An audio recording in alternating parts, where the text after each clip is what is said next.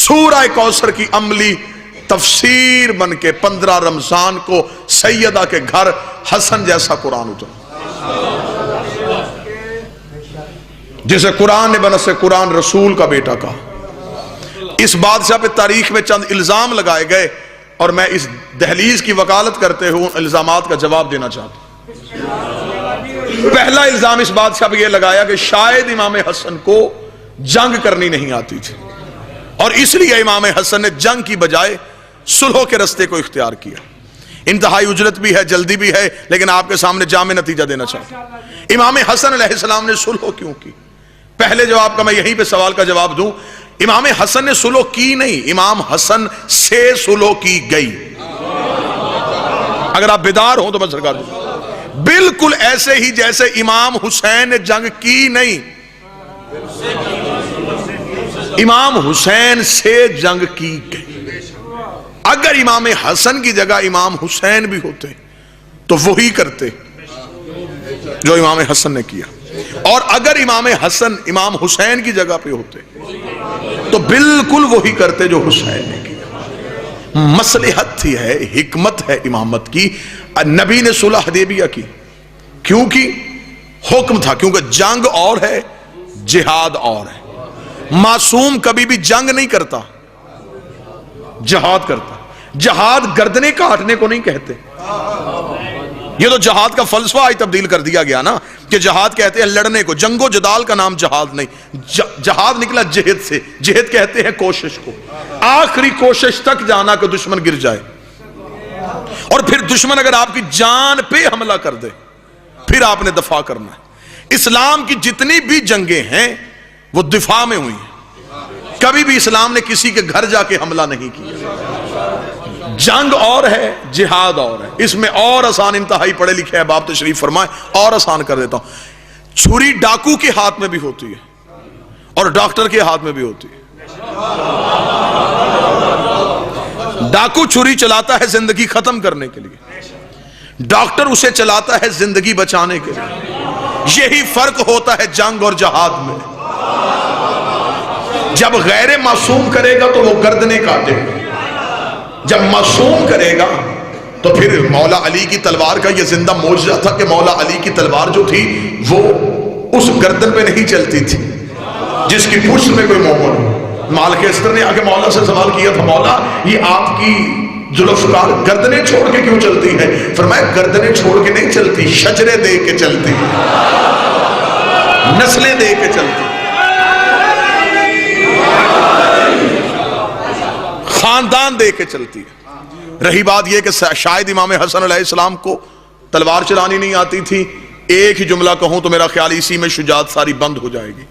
جناب حسن کی شجاعت کی اس سے بڑی مثال میرے پاس کوئی نہیں کہ عباس حسن کے شاگرد تھے، جو بول سکے وہ زحمت فرمائے۔ سرکار ابوالفضل العباس کو نیزہ اٹھانا، تیر چلانا اور تلوار چلانی امام حسن نے سکھائی تھی، جس کی زندہ عملی ثبوت یہ ہے کہ جب جنگ صفین میں جناب عباس زندگی کی پہلی لڑائی لڑنے گئے تو امام حسن ٹیلے پہ کھڑے ہو کے عباس کو لڑنا سکھا رہے ہیں۔ اور کتاب کے جملے ہیں کہ جنگ جمل میں جب مولا امیر المومنین نے دیکھا اور محمد حنفیہ کو بھیجا محمد ان پہ حملہ کر، محمد حنفیہ علی کے بیٹے حملہ کرنے کے لیے گئے تو سامنے سے تیز تیروں کی بچھاڑ آئی، اتنی تیروں کی بارش ہوئی کہ محمد بن حنفیہ کے قدم ہٹے۔ محمد قدم ہٹا رہے تھے یا بجلی کسی تیزی سے حسن سامنے سے گزرے اور حسن نے جا کے حملہ کر دیا۔ جب حسن نے حملہ کیا، جب حملہ واپس آیا تو اس وقت محمد حنفیہ نے یوں سر جھکایا، ماتھے پہ پسینہ، چہرے پہ شرمندگی کے اثرات، علی کے سامنے آ کے سر جھکا کے کھڑے ہوئے۔ علی قریب آئے، محمد بن حنفیہ کے بازو پکڑے، سر کو اٹھایا، سینے سے لگا کر، تو کیوں شرمندہ ہو رہا ہے؟ اس لیے شرمندہ ہو رہا ہے کہ تو حملہ نہ کر سکا اور حسن نے حملہ کر دیا۔ محمد تو نہیں جانتا، تو میرا بیٹا ہے، وہ رسول کا بیٹا ہے۔ ہائے ہائے ہائے،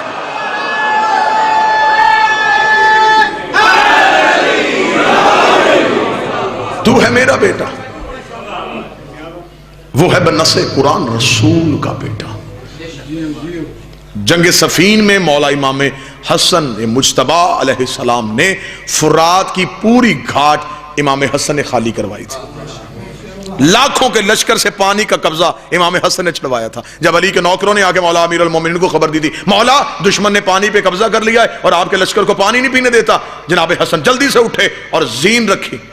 جب زین رکھی امام حسن کو تو مولا امیر المومنین نے پوچھا حسن کہاں جا رہا ہے؟ فرمایا بابا ابھی تو آپ کے نوکروں نے آ کے بتایا کہ انہوں نے پانی پہ قبضہ کر لیا ہے. مولا انہیں نہیں پتا پانی میری ماں کا حق ہے اور ماں کے حق پہ حسن کسی کا قبضہ برداشت ہی نہیں کر سکتا.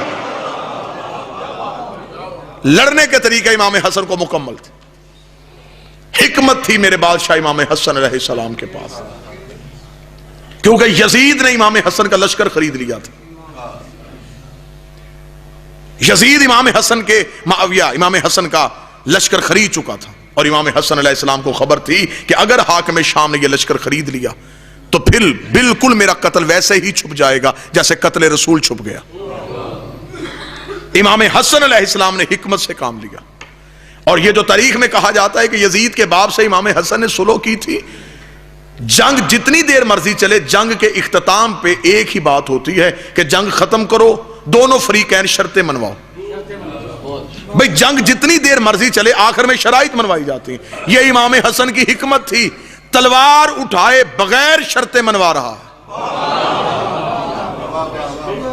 امام حسن کے دہلیز پہ کاغذ اور قلم آیا.